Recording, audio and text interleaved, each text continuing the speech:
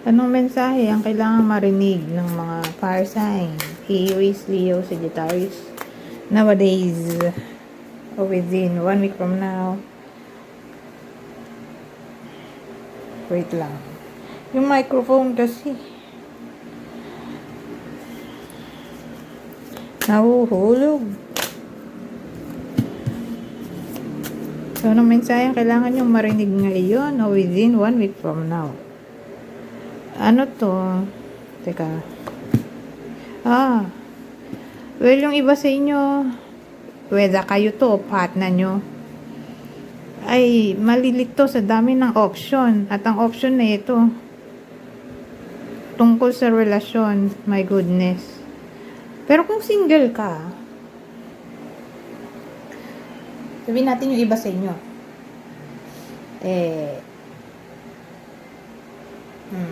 maraming manliligaw o nagkakagusto, hindi pa kayo makakapili. Kung gano'n ang case, ngayon, kung ang case ay wala naman nanliligaw sa inyo, single ka, walang nanliligaw, ang dating, wala kang care o pake kung magkaroon ka man ng manliligaw o wala within 1 week from now. Parang wala kang interest kahit kanino kasi marami kang priority na kailangan isipin at hindi mo priority ang relationship sa ngayon. Iba yung priority mo. Ganyan. Kung literal na in a relationship, dyan tayo may problem. Whether ikaw to o partner mo. Ayan. Feeling trapped. Kasi maraming ang options. Hindi makakapili. OMG. At ang option ay literal na new lover o new lover. Possible new lover o new love interest. My goodness. So again, beware. Dun sa mga in a relationship, baka pasok sa third party situation. Again, whether ikaw to o partner mo, baka nga magkaroon ng new love interest. OMG. So, sino kaya yung pwedeng tamaan ng reading na to para, syempre, malaman natin kung para sa'yo ba ang reading o hindi. Ang may problem lang naman yung nasa in a relationship. So, kung ang partner ay Capricorn, Aquarius, so sila yung dapat mangamba. Okay? Kung ikaw, partner mo, ayan, Capricorn, o Aquarius, di doon ka lang mangamba. Pero kung di mo naman partner yan, hindi yan para sa'yo. Okay? Hindi para sa'yo ang reading. So again, pwedeng ikaw o siya ang magkaroon ng new love interest dito. Ikaw o person mo. Kung ito man ang partner mo. Ito, recklessness. Shattered dreams. Diyos ko po.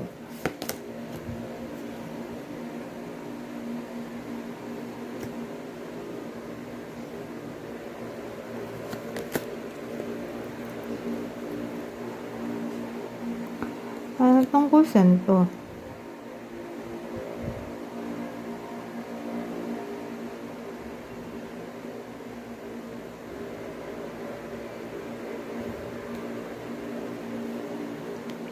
So, ito.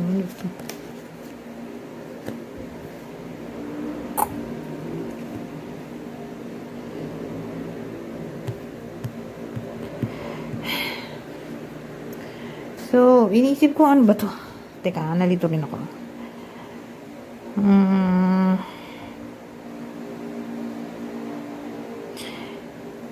Abuse ng power. Shattered dreams.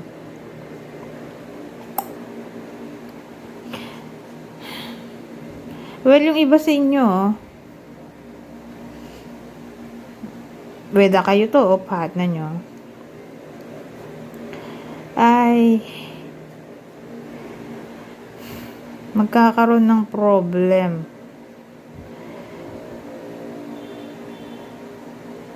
At ang problem ay control. So, may someone na magiging overprotective o over-controlling.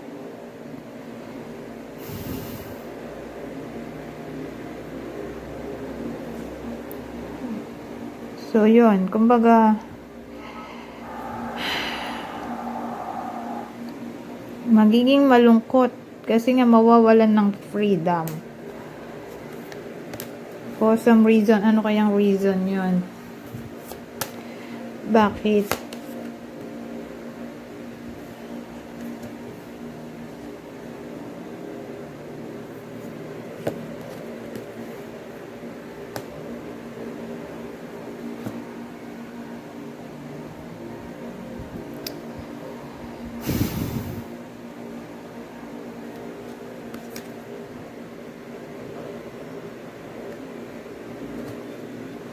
Well, nagsiselos kasi siya. So again, pwedeng ikaw to, oposon mo. Mawawalan ka ng freedom. Makipag-usap. Kahit kanino. Dahil nga nagsiselos. Magiging seloso o selosa yung energy dito. So again, pwedeng ikaw to, oposon mo. Ngayon, sa sobrang possessive,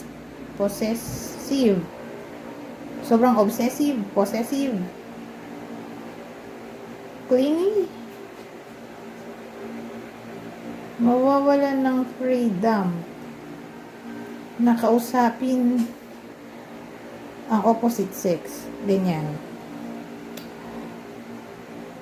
Ewan ko, basta ganyan.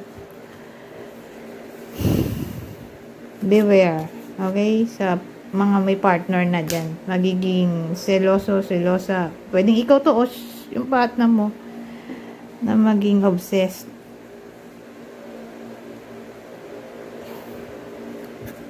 At maging prone sa jealousy.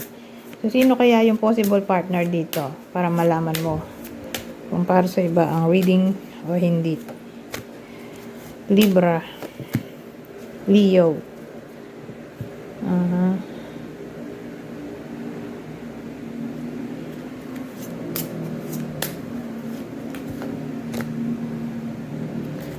So, extra message, divine magic. Extra magical energy surrounds your situation right now. Expect miracles.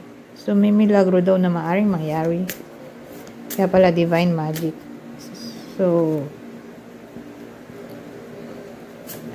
one of these days, expect daw ang miracles. Ano to? Morning affirmations. Say positive affirmations each morning to open the gates of manifestation. So, para daw magkatotoo itong miracle na to, tuwing umaga daw mo sabihin yung dasal mo. Okay? So, ganun ang dating. Doon mo siya idasal tuwing umaga o sabihin kung ano man ang gusto mong miracle dito na ma-manifest. Anyways, hanggang dito na lang. Goodbye for now.